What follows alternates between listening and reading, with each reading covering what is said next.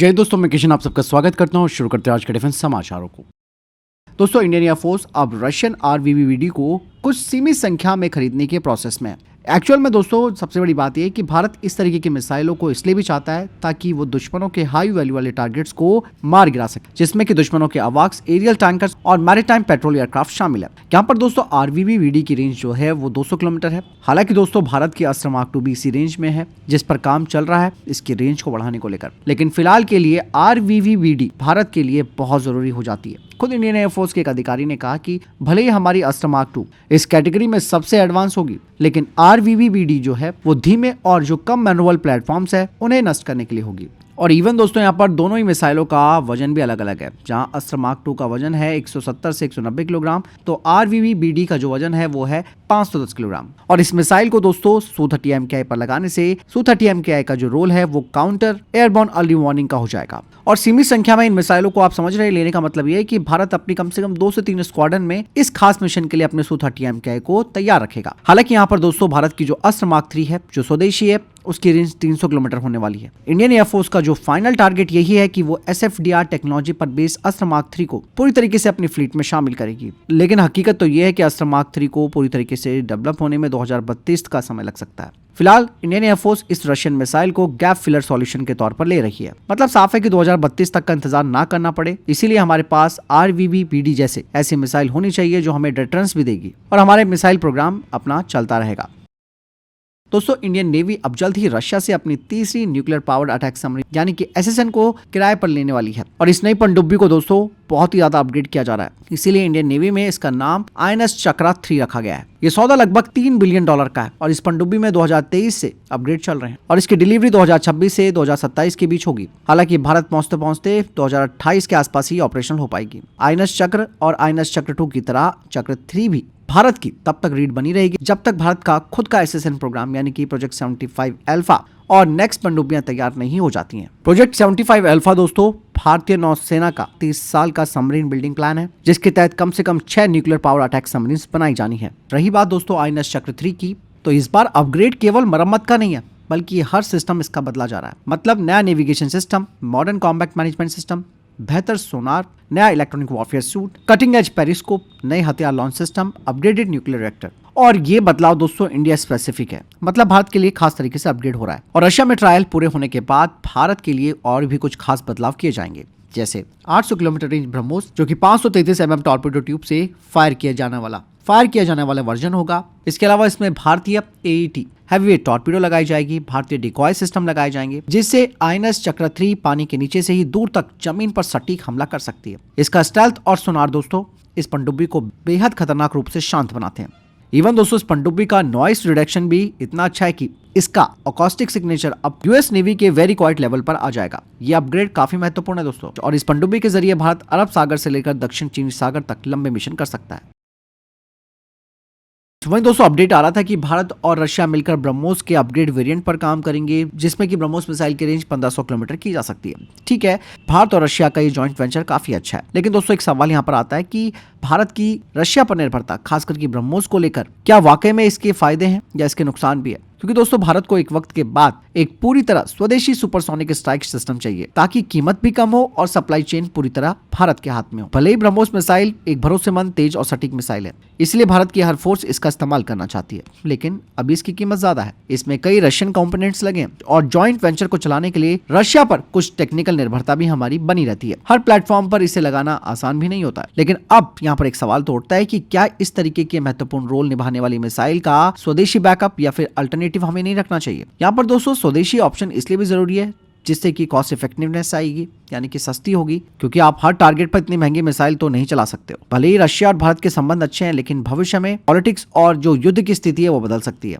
Missile जैसे critical system में 100% स्वदेशी टेक्नोलॉजी हमेशा सुरक्षित ऑप्शन रहता है, और स्वदेशी टेक्नोलॉजी हो तो बिना रशिया की अनुमति से भारत दुनिया भर में से बेच सकता है और भारत को फायदा भी होगा। अब बात यहाँ पर दोस्तों आती है सबसे ज्यादा इंपॉर्टेंट लिक्विड फ्यूल्ड रैमजेट की। ये काफी महत्वपूर्ण है, और इस लिक्विड फ्यूल्ड रैमजेट के जरिए भारत अपनी खुद की स्वदेशी सुपरसोनिक क्रूज मिसाइल बना सकता है और ब्रह्मोस जैसे सिस्टम का भारतीय वेरिएंट तैयार किया जा सकता है, और फ्यूचर में hypersonic missile, UAV launch weapons और एयर ब्रीदिंग सिस्टम्स भी बनाए जा सकते हैं। और ये टेक्नोलॉजी एक मिसाइल नहीं बल्कि बहुत से वेपन्स की नींव बन सकती है।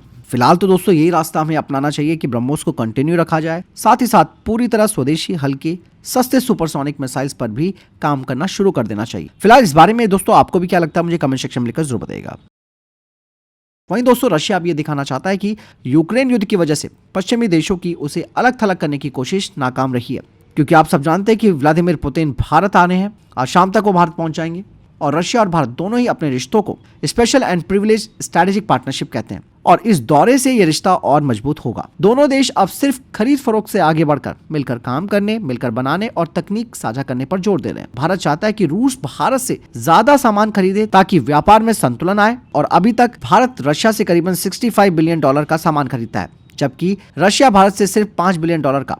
इस गैप को कम करने पर दोनों देश ध्यान दे सकते हैं। और लेकिन जो डिफेंस डील की बात है वो अगर बात की जाए तो भले यहाँ पर S-500 टेबल पर होगा, लेकिन ज़्यादा संभावना नहीं है। Su-57 भी टेबल पर होगा, लेकिन इसकी संभावना काफ़ी कम है। लेकिन दोस्तों S-400 की एक्स्ट्रा बैटरियाँ लेने पर फोकस ज़्यादा रहेगा। भारत 5 और स्क्वाड्रंस की ले सकता है। Su-30 अपग्रेड टेबल पर होगा, यानी कि भारत सुपर सुकोई प्रोग्राम को और आगे बढ़ाना चाहता है और तेज़ी से इसे पूरा करना चाहता है।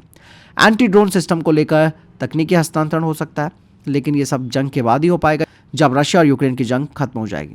T-90 टैंकों का अपग्रेड किया जाना है, यहाँ पर इसको लेकर बातचीत होगी। पैंसर एयर डिफेंस सिस्टम को लेकर दोनों देश बातचीत कर सकते हैं। इसके अलावा वोरोनेज रडार सिस्टम को लेकर भी बातचीत होगी। साथ ही साथ शिप बिल्डिंग, शिप कोलैबोरेशन को लेकर बातचीत तो होगी, लेकिन काफ़ी कम है इसको लेकर आगे चीज़ें बढ़ाना। इसके अलावा यहाँ पर S-400 की और मिसाइलें खरीदने को लेकर बातचीत बढ़ेगी, जो कि फाइनल भी हो सकती है। करीबन 280 मिसाइलों को लेकर बातचीत चल रही है और लॉजिस्टिक एग्रीमेंट यहाँ पर होगा, जो कि लगभग पक्का माना जा रहा है।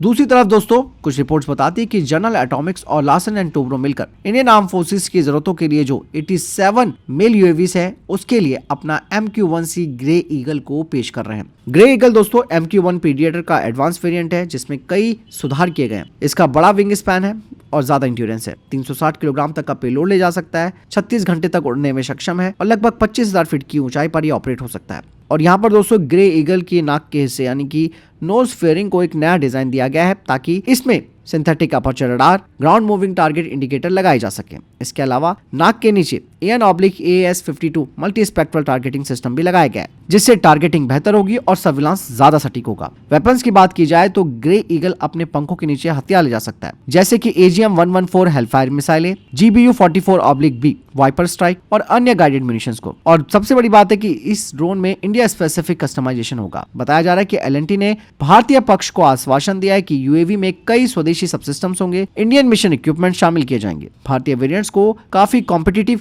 कीमत पर ऑफर किया जाएगा, ताकि अन्य 20 कंपनियों की बिड से मैच किया जा सके। और इन सभी फीचर्स को देखते हुए दोस्तों जनरल एटॉमिक्स और L&T का ये प्रस्ताव निश्चित तौर पर इन्हें टॉप कंटेंडर बना रहा है।